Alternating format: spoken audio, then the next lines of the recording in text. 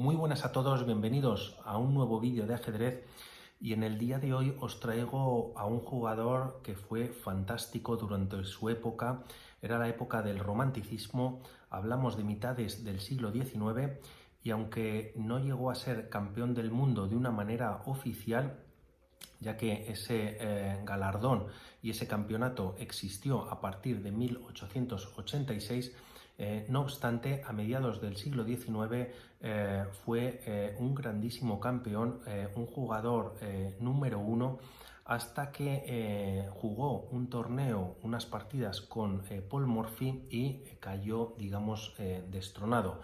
No obstante, en la partida que vamos a ver hoy, que se denomina La Siempre Viva, vamos a ver los aspectos generales que tienen que tener toda partida, ¿no? Ya que existe la iniciativa, el desarrollo, hay sacrificios, también hay desviación, sobrecarga de piezas a la hora de defender. Por lo tanto, todos esos elementos y alguno más que iremos comentando se juntan en esta partida preciosa y comentar de Adolf Andersen, que fue el jugador o el autor que la realizó. Decir que nació en Breslau, en la que se denominaba región de Silesia por aquellos entonces, y que ahora es una ciudad de Polonia que se llama Wrocław, y además os recomiendo, a mí me pilla muy cerquita, os recomiendo que la visitéis si estáis haciendo turismo de ciudad, ya que, bueno, pues es una verdadera joya. Nació en esta localidad y en Berlín en 1852 jugó una partida contra su estudiante, ya que además se dedicó como profesión a ser profesor de matemáticas, con un estudiante que tuvo en los años universitarios contra Jan Dufresne. Este jugador fue un jugador muy potente también de la época, que aunque no ganó directamente en el cómputo global de partidas que jugaron tanto Adolf Andersen contra Jan Dufresne, sí que de alguna manera podría decir que le había ganado, ya que había un tercer jugador llamado Daniel Harwitz, que ganó a Andersen y pues, posteriormente perdió contra este Jan Dufresne. Así que de alguna manera indirecta podría decir que había ganado a Adolf Andersen. Pero en cualquiera de los casos no se acercó a realizar esta obra maestra que vamos a ver a continuación. Primero os pongo unas imágenes de la época. Antes de que comience la partida, también recordar que hay una apertura que se llama la apertura Andersen, en honor a este grandísimo jugador, ¿no? Y comienza con A3. Es una apertura que prácticamente está en desuso, sobre todo en la élite y a nivel profesional y a nivel de torneos y de campeonatos, y aquí las negras tienen que jugar, digamos, normal, con multitud de posibilidades de 5, E5, y posteriormente se puede jugar incluso un H3, ¿no? Que es como dar no solamente un tiempo a las negras de ventaja, sino darles un segundo. Adolf Andersen este A3 lo realizó durante su carrera ajedrecística, pero decir que no tuvo muy buenos resultados, y posteriormente, tras estudios de jugadores de ajedrez, pues lo han dejado prácticamente o está en desuso, ¿no? Dicha apertura. No obstante, en esta partida Andersen, que jugaba con blancas, salió con E4, E5, caballo F3, caballo C6, y tras alfil C4, alfil C5, entramos en la apertura italiana. Ambos, como vemos, ambos alfiles están tocando los puntos débiles, ¿no? De todos los peones son quizás los más débiles, F2 y F7, ya que desde la apertura o antes de que comience incluso el juego están solamente defendidos por los reyes, y debido a la proximidad que tienen, pues son más vulnerables.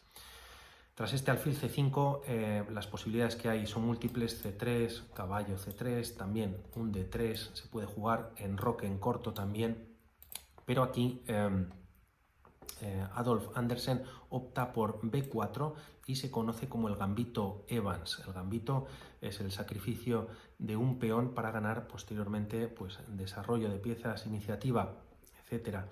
en la jugada o en la partida, este gambito se puede aceptar o bien con el o de caballo o con el alfil, o el alfil se puede retirar a E7, ¿no?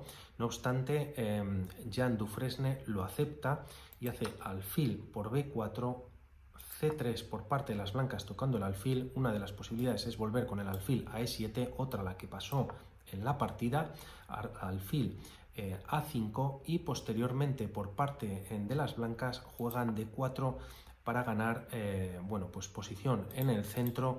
Y aunque hay que recordar que este peón todavía está tocado por el alfil, ¿no? Está clavado por el alfil, tras la jugada E por D4, aquí las blancas decidieron enrocarse. Posteriormente, Dufresne jugó en D3 y, a diferencia de capturar el peón en C3, es una jugada más interesante, ya que así evita que esta diagonal, tras la captura, ¿no?, del peón, y se recapture este peón, puede quedar una diagonal abierta, pues bastante molesta para las negras. Y aquí, en esta línea, si hubiesen capturado, podría continuar con dama b3, ya tocando con alfil y dama el punto de f7. Para defenderlo, las negras pueden jugar dama f6 o dama e7, como vemos en esta línea, caballo por c3, recuperando uno de los peones que han sacrificado. Y podría venir posteriormente por parte de las blancas un caballo e5, por ejemplo, y en esta línea, tras alfil por c3, dama por c3, caballo f6 por parte de las negras, y aquí las blancas podrían continuar con un alfil a3 tocando a la dama, y tras d6, e5. Posteriormente también vendría la torre a e1, o una de las torres a dicha columna, que todavía está semiabierta, pero que se podría abrir en breve, y contar que el rey está sin enrocar, ¿no? Por lo tanto, el gambito, pues tienes que evitar ser muy ambicioso, o conocer, si juegas con negras, bastante bien esta línea, ¿no? Es por eso que Jean Dufresne jugó D3, dama B3, tocando el punto de F7, y dama F6 para defenderlo. Otra opción, aunque no es recomendable, se podría defender el punto de F7 con caballo H6, pero tras capturar de alfil y la recaptura G por F6, podría venir alfil por F7, capturando finalmente este peón, y fijaros qué estructura y qué posición tiene el rey negro, ¿no? Por lo tanto, es un gambito que este gambito Evans, que junto con el gambito de rey, lleva a posiciones muy arriesgadas, incluso para las blancas si no se conoce bien, pero que da muchísimo juego y muchísimo bueno, pues, iniciativa, ¿no? Y sobre todo en la época esta romántica que comento, de mitades del siglo XIX, finales del XIX, ambos gambitos se jugaban con muchísima frecuencia, ¿no? Este dama b3, viene dama f6, como hemos comentado, y e5. Una jugada que, bueno, gana desarrollo, gana algo de desarrollo en el centro, está tocando a la dama, y nuevamente la dama se tiene que capturar.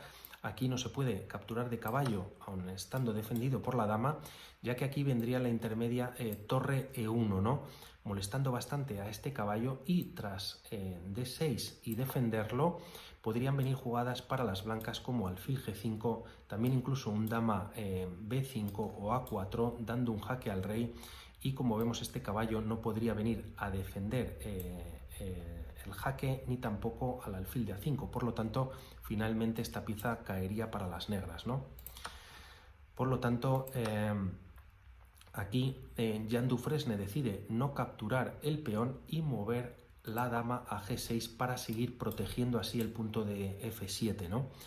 Posteriormente se juega en la partida torre e1, lleva la torre Andersen a la columna semiabierta y enfrentando al rey, caballo g e7, para así bueno, pues desarrollas pieza y también las negras pueden enrocarse, y aquí Andersen juega alfil a3. Posteriormente, Dufresne jugó b5, aunque aquí hubiese sido más recomendable el enroque, ¿no?, por parte de las negras, ya que así ponen en seguridad al rey. Y este b5, la idea que tenía, que del todo, bueno, pues tenía su intención, ¿no?, era que, como siguió en la partida, es que las blancas, tras la captura, evita que estén en esta diagonal tan molesta, ¿no?, para el rey negro. Por lo tanto, tras jugar esta jugada, dama por b5, nunca capturar de alfil, ya que posteriormente, tras torre b8, este alfil está clavado y podría venir pues un a6, por ejemplo, para las blancas, tendría que retirarse la dama, no obstante, y mejor la captura como se hizo en la partida, dama por b5, torre b8 y dama a4.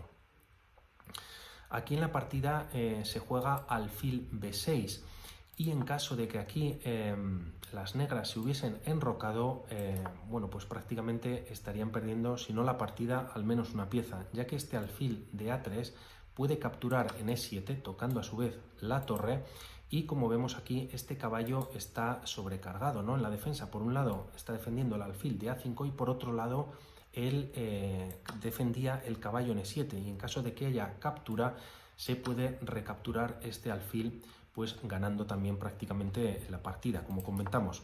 Por lo tanto, esta línea no se dio, la del enroque, tras este dama a4, y de ahí que viniese alfil b6.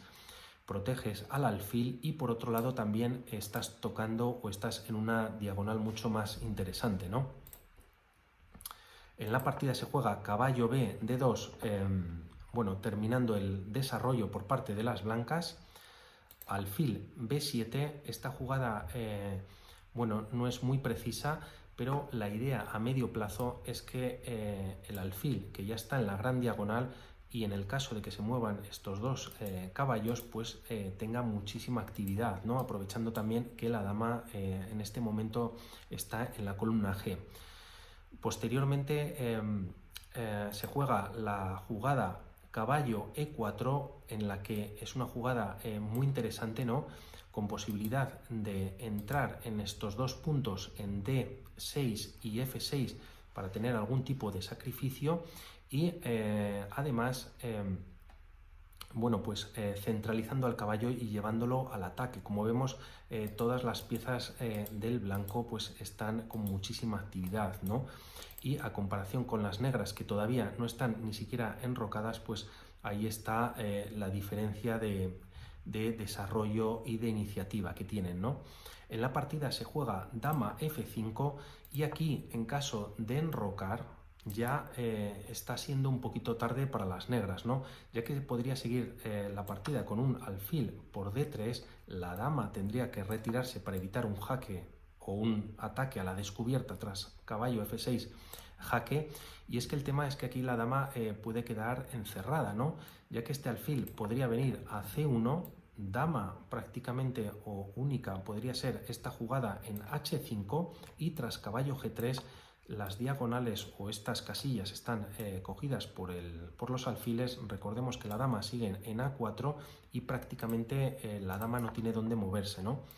Así que tras este dama f5, Andersen sigue con esta idea que acabamos de ver, esta línea, alfil por d3, dama h5, y aquí en vez de jugar caballo g3, juega caballo f6 jaque.